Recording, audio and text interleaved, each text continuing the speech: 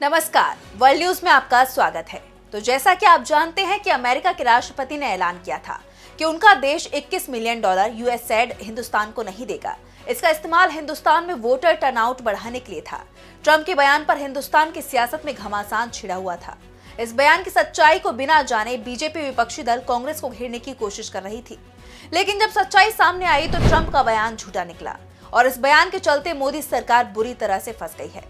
इस पर हम करेंगे विस्तार से चर्चा, लेकिन आइए जरा उन खबरों को भी देख लें जिन पर आगे होगी बात। अमेरिका के राष्ट्रपति ने किया ब्रिक्स के टूटने का ऐलान। ट्रंप बोले, मेरी धमकी का सामना नहीं कर पाया ब्रिक्स। अमेरिका के लिए ब्रिक्स को बताया जा रहा है खतरा। हिंदुस्तान और पाकिस्तान के बीच शुरू होगी बात। 4 साल बाद दोनों देशों की सेनाओं के बीच फ्लैग मीटिंग। बॉर्डर पर युद्ध विराम समझौते के पालन पर होगा जोर। हिंदुस्तान से दूर जा रहा है रूस। पाकिस्तान के साथ दोस्ती कर रहा मजबूत। पाकिस्तान और रूस के बीच शुरू होगी रेल सेवा। और चलते चलते में देखेंगे पॉप के इस्तीफे को लेकर मची हलचल को। जल्द ही हो सकता है नए पॉप का चुनाव। अमेरिका के राष्ट्रपति डोनाल्ड ट्रंप ने झूठ बोला और मोदी सरकार ने उसे सच मान लिया। हिंदुस्तानियों के अपमान पर शांत रहने वाली मोदी सरकार ट्रंप के झूठे बयान को लेकर हिंदुस्तान में कांग्रेस को घेरने की कोशिश कर रही थी। ट्रंप ने जो कहा उसके दावे की सच्चाई जानने की कोशिश नहीं की गई, लेकिन अब जब सच्चाई सामने आ ही गई है तो बीजेपी नेताओं ने चुप्पी साध ली है।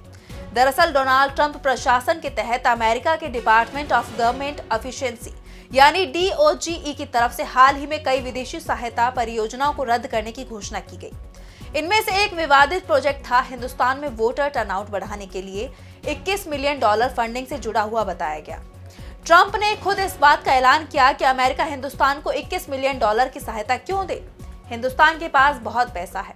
ट्रंप के आरोपों के बाद हिंदुस्तान में सियासी हलचल मच गई। बीजेपी ने इसे कांग्रेस और विदेशी हस्तक्षेप से जोड़ते हुए विपक्ष पर निशाना साधा, लेकिन अब इसकी हकीकत कुछ और ही निकली है। द इंडियन एक्सप्रेस ने इसे लेकर एक रिपोर्ट जारी की है, जिसमें बताया गया है कि अमेरिका की ये फंडिंग हिंदुस्तान के लिए नहीं बल्कि बांग्लादेश के लिए थी। ये सहायता 2022 में यूएसएड यानी कि United states agency for international development की तरफ से बांग्लादेश में लोकतांत्रिक जागरूकता को बढ़ावा देने के लिए मंजूर की गई थी। DOGE की तरफ से सार्वजनिक की गई लिस्ट में CEPPS यानी कि consortium for elections and political process strengthening नामक एक अमेरिकी संगठन को ये ग्रांट देने की बात कही गई थी, जो लोकतांत्रिक प्रक्रियाओं और मानवाधिकारों से जुड़े मुद्दों पर काम करता है। 2022 में $21 मिलियन यूएसएड अमार वोट अमार यानी कि मेरा वोट मेरा प्रोजेक्ट के लिए दी गई थी, जिसे बाद में नागरिक प्रोग्राम में बदल दिया गया।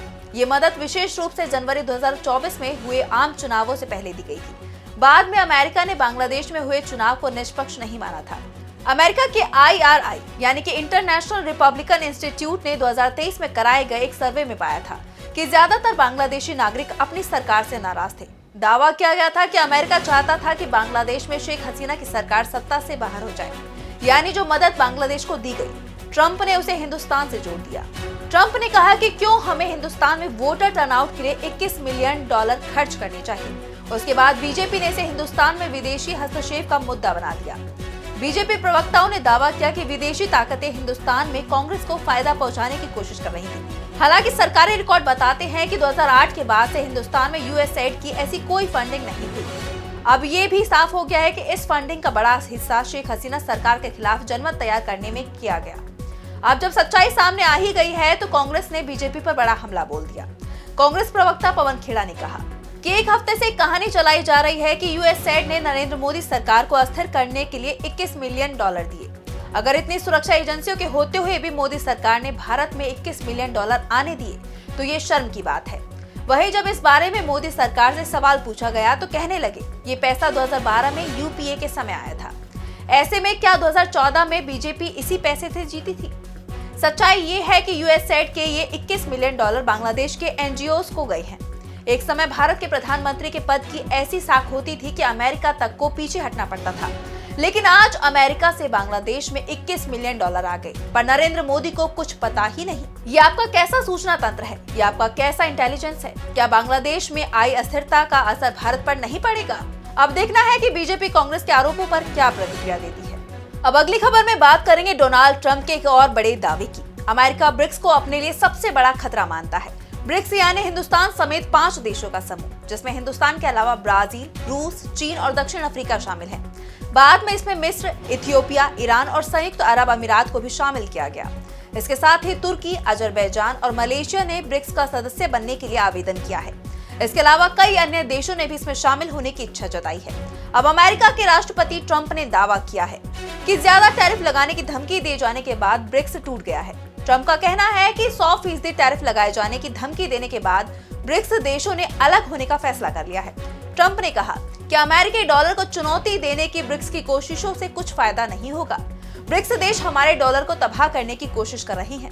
वो नई करेंसी शुरू करना चाहते हैं। इसलिए जब मैं सत्ता में आया तो मैंने पहली बात यही कही कि ब्रिक्स का जो भी देश नई करेंसी की बात करेगा उस पर 150% टैरिफ लगाया जाएगा। अब मुझे नहीं पता कि ब्रिक्स में क्या हो रहा है। हमने कुछ समय से उनके बारे में कुछ नहीं सुना है। ये टूट गया है। ट्रंप भले ही ब्रिक्स के टूटने का दावा कर रहे हैं, लेकिन ब्रिक्स में शामिल किसी भी देश ने ट्रंप के दावे का अभी तक समर्थन नहीं किया है। ब्राजील की सरकार ने तो ये भी साफ कर दिया है कि अगला ब्रिक्स शिखर सम्मेलन 6 और 7 जुलाई को रियो डी जेनेरियो में होगा।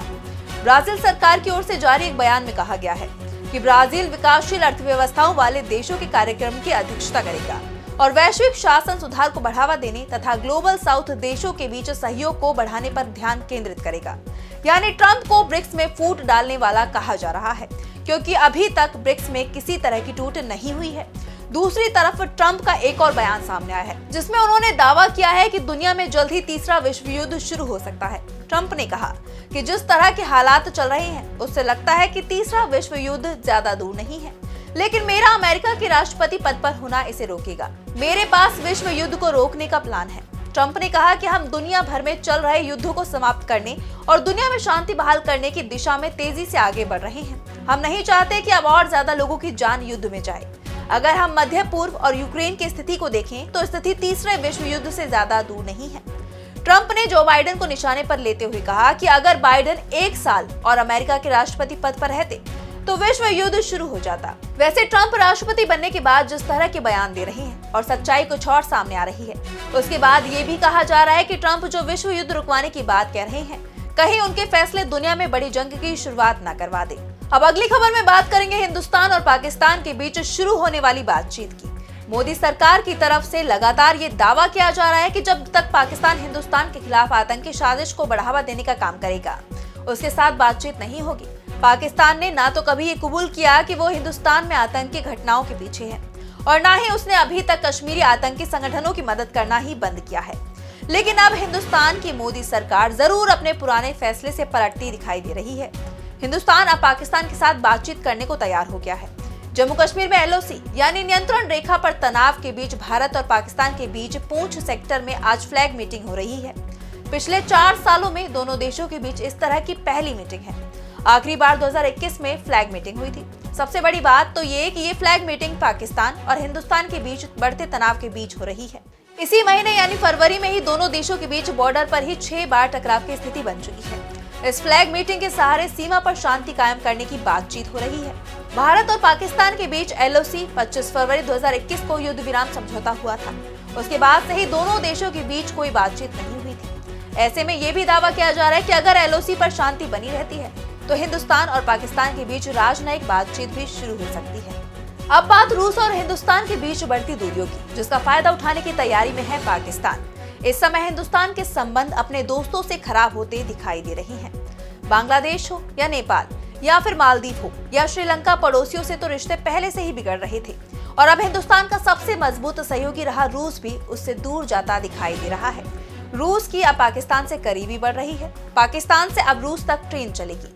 पाकिस्तान रेलवे फ्रेट के मुख्य कार्यकारी अधिकारी यानी CEO सुफियान सरफराज डोगर ने ऐलान करते हुए कहा कि रूस के लिए अंतर्राष्ट्रीय फ्रेट ट्रेन सेवा 15 मार्च तक शुरू हो सकती है।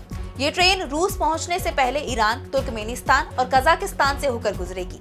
ये रेल कराची के कासिम इंटरनेशनल कंटेनर टर्मिनल और पाकिस्तान इंटरनेशनल कंटेनर टर्मिनल से संचालित होगी, जहां 22 टन और 44 टन क्षमता वाला कंटेनर मिल सकेगा। डोगर ने यह भी बताया कि पाकिस्तान और रूस ने जून 2024 में 27वें Saint Petersburg International Economic Forum के दौरान रेलवे क्षेत्र में सहयोग पर एक MOU पर साइन किए थे। इस समझौते के चलते ही इस परियोजना की नींव रखी है। पाकिस्तान इस रेल प्रोजेक्ट से बड़ा फायदा देख रहा है। APTMA के चेयरमैन कमरान अरशाद का मानना है कि इससे पाकिस्तानी टेक्सटाइल उद्योग को बड़ा फायदा होगा। रूस और पाकिस्तान के बीच सीधी ट्रेन सेवा का फायदा सिर्फ आर्थिक रूप से ही पाकिस्तान को नहीं मिलेगा, बल्कि इसका राजनीतिक फायदा भी पाकिस्तान को मिलेगा। अभी तक अंतर्राष्ट्रीय मैचों पर रूस का रुख हमेशा हिंदुस्तान के समर्थन वाला रहा है, लेकिन पिछले 10 सालों से, यानी जब से केंद्र में मोदी सरकार बनी है, उसके बाद से ही हिंदुस्तान और रूस के संबंध अब कमजोर पड़ते दिखाई दे रहे हैं और इसी का फायदा चीन और पाकिस्तान को मिल रहा है। और चलते चलते में देखेंगे पोप फ्रांसिस के इस्तीफे पर शुरू हुई चर्चा को। कैथोलिक चर्च के प्रमुख 88 वर्षीय पोप फ्रांसिस डबल निमोनिया के चलते एक हफ्ते से वो रोम के एक अस्पताल में भर्ती हैं।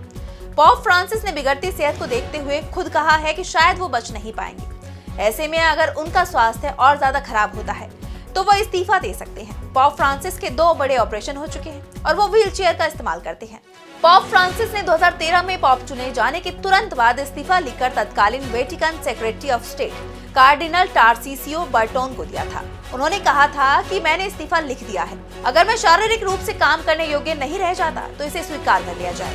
वैसे मीडिया रिपोर्ट में तो यहाँ तक दावा किया जा रहा है कि उनके अंतिम संस्कार की रिहर्सल शुरू हो गई है। वो इस्तीफा देते हैं तो पोप का पद छोड़ने वाले बीते 600 सालों में वो दूसरे व्यक्ति बन जाएंगे। अगर पोप फ्रांसिस इस्तीफा देते हैं तो नया पोप चुनने के लिए कॉन्क्लेव बुलाई जाएगी। वैसे बहुत कम ऐसा हुआ है जब किसी पोप ने पद छोड़ा है। पोप बेनेडिक्ट 16 ने साल 2013 में बढ़ती उम्र का हवाला देकर पद छोड़ा था। ये 600 वर्षों में किसी पोप का पहला इस्तीफा था। उनसे पहले 1415 में पोप ग्रेगरी 12, पोप सेल्स्टाइन 5 ने साल 1994 और पोप बेनेडिक्ट ने 1045 में इस्तीफा दिया था। बता दें कि पोप का पद कैथोलिक चर्च के लिए बहुत महत्वपूर्ण है। पोप को चर्च का सर्वोच्च धार्मिक नेता माना जाता है। उनके लिए गए फैसले दुनिया भर के करोड़ों कैथोलिक के जीवन को प्रभावित करते हैं। कैथोलिक समुदाय पोप के स्वास्थ्य के लिए दुआ कर रहा है। पोप फ्रांसिस के लिए आने वाले कुछ दिन बहुत अहम होने जा रही हैं। फिलहाल के लिए वर्ल्ड न्यूज में बस इतना ही। देश और दुनिया की तमाम बड़ी खबरों के लिए देखते रहिए डीवी लाइव और मुझे दीजिए इजाजत। नमस्कार।